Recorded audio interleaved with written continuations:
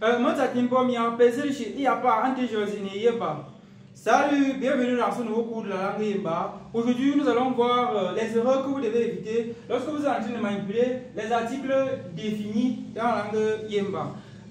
Nous avons fait un cours dans cette chaîne-ci là. Si vous n'avez pas vu, je vous invite à aller regarder où nous avions parlé des articles définis dans la langue Yemba et on avait dit que en réalité en Yemba il n'existe pas d'articles définis.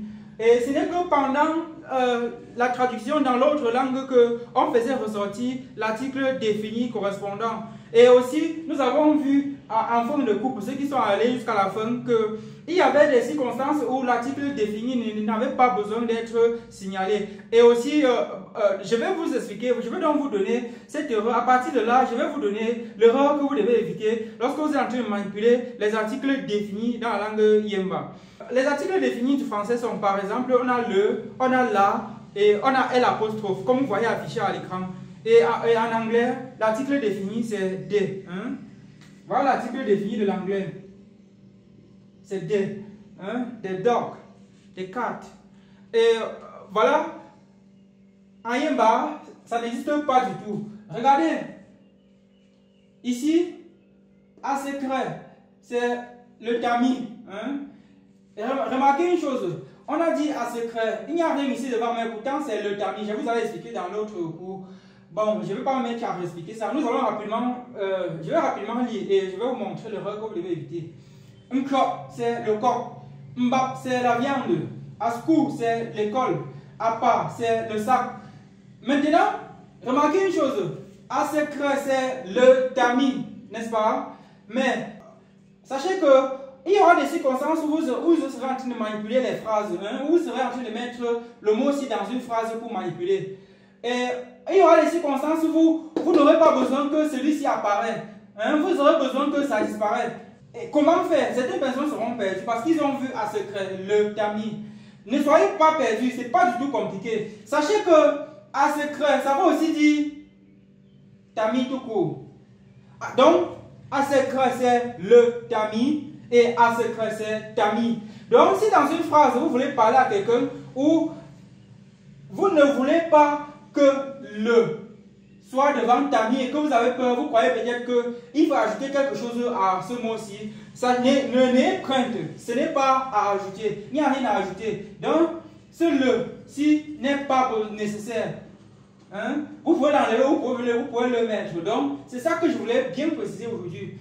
Donc, ça, c'est ça et c'est encore ça. Pareil pour les autres. C'est quoi? Le coq. Et il y aura des circonstances dans la phrase où vous n'aurez pas besoin que le sorte. Vous serez coincé. Qu'est-ce qu'il faut faire?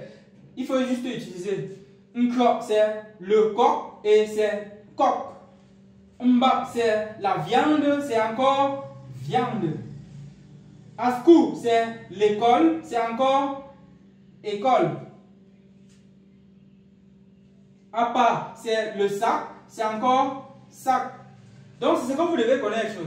Lors de la manipulation, il ne faut pas avoir peur, il ne faut pas vous dire que comme peut-être à secret, c'est le tamis, peut-être il y a quelque chose à ajouter à ce mot-ci. Non, il n'y a rien à ajouter. Ils sont là comme ça et ils sont déjà les équivalents des deux. Donc, ça en réalité, ça signifie deux choses.